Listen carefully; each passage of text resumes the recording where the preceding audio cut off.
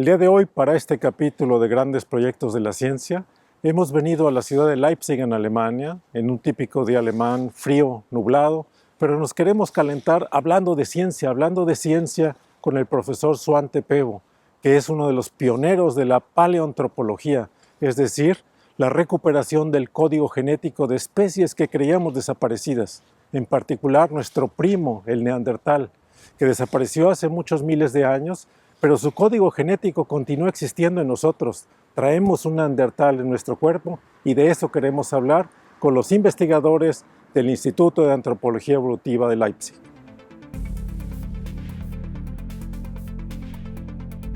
La investigadora Isabel Glocke nos guía por los laboratorios y nos explica todos los aspectos de la investigación.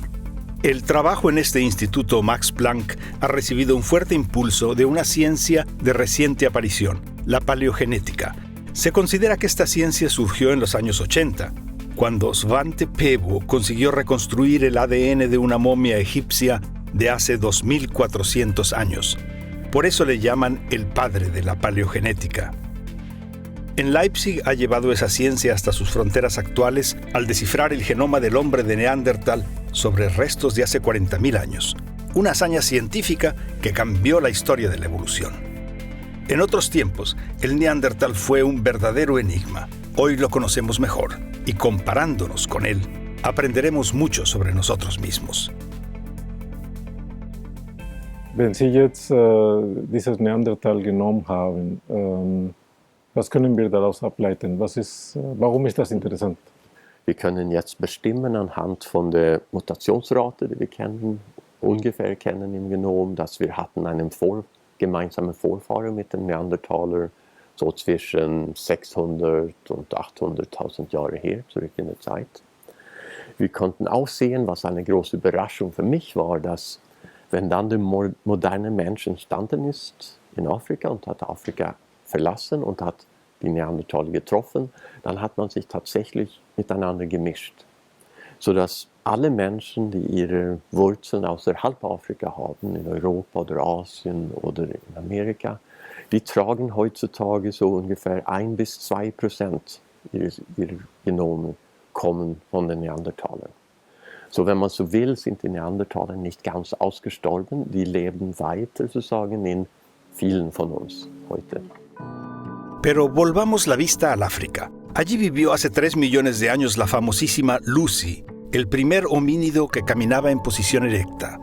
De ella surgiría 1 millón de años más tarde el Homo habilis, el primero capaz de desarrollar herramientas. Y 1 millón de años después, Homo heidelbergensis, el primero considerado humano. Apareció en África hace unos 600.000 años, pero emigró también hacia Europa y Asia, donde evolucionó hasta llegar a 2 especies ciertamente humanas, el Neandertal y el recién descubierto hombre de Denisova, extinguidos hace apenas 30.000 años. Sus ancestros africanos, mientras tanto, evolucionaron hasta llegar al Homo sapiens, el hombre moderno, que luego emigraría hacia Europa, Asia y de allí al resto del mundo.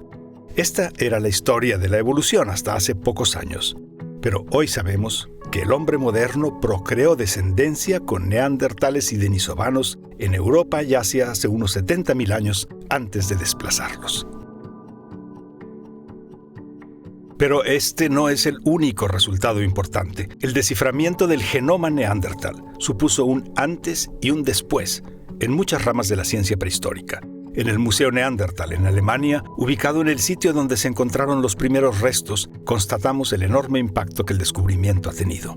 El Neandertal dejó de ser representado como un ser rudimentario para convertirse en una especie de sofisticación similar a la del Homo sapiens. Esta nueva concepción es producto de una investigación paleogenética que la ciencia consideraba imposible hace apenas una década.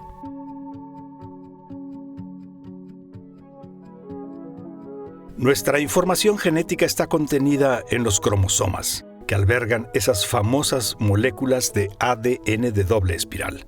Los hilos de la espiral están formados por una secuencia de moléculas o nucleótidos que según su base se distinguen en T, A, G o C. Esa secuencia alcanza los 3.000 millones de nucleótidos en los 23 pares de cromosomas de cada célula humana, y determinar el genoma significa determinar exactamente esa secuencia.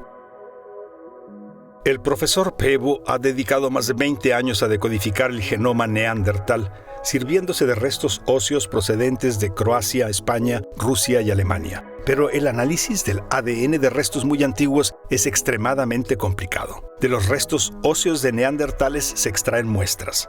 Antes de introducirlas en el secuenciador, se les procesa químicamente para eliminar las interferencias de microorganismos que contaminaron los huesos a lo largo de milenios. Al final se obtiene el código.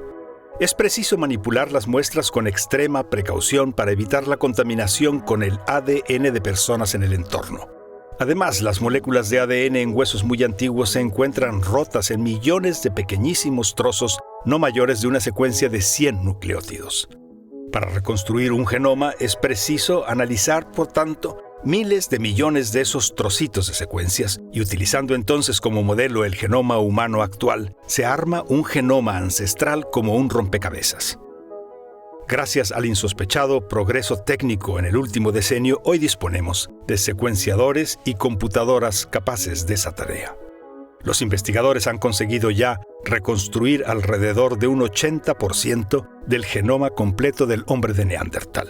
Y ese proceso arrojó como resultado lo que el profesor Peebo denomina la receta genética para el ser humano moderno.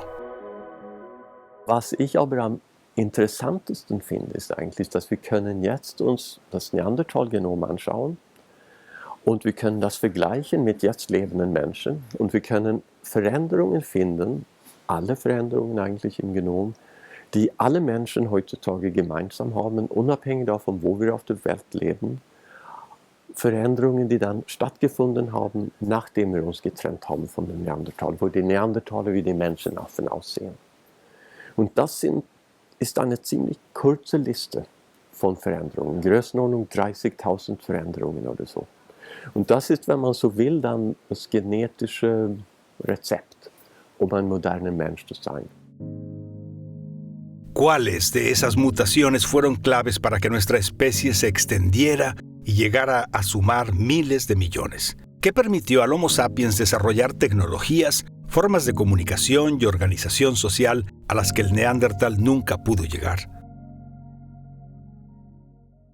Ein Traum von mir ist eigentlich, dass in den nächsten 5 oder 10 Jahren würde man in der Lage sein zu verstehen, welche von diesen 30.000 Veränderungen sind dafür verantwortlich. Aber das ist wirklich dann Zukunftsmusik. Ja, vielen Dank, Profesor Peebo. Okay, nicht zu danken. El conocimiento del código genético de humanos arcaicos puede esclarecer muchos aspectos de la historia de la evolución. Pero también su comparación con la información genética del hombre moderno puede contribuir notablemente a la mejor comprensión de nuestra mente y nuestro cuerpo, iluminando así nuevos caminos para la medicina, la psicología y otras ciencias. De regreso en Berlín, espero que estén ustedes tan impresionados como lo estoy yo con el trabajo del profesor Peebo. Resulta que hoy en día podemos extraer DNA de fósiles, podemos examinarlo y ver cuál es la contribución al hombre moderno. En nuestra familia ya nos hicimos el análisis de DNA, tenemos contribución de los neandertales, tenemos contribución también del hombre de Denisova, como todos los latinoamericanos. Así que me despido de ustedes hasta la próxima edición de Grandes Proyectos de la Ciencia.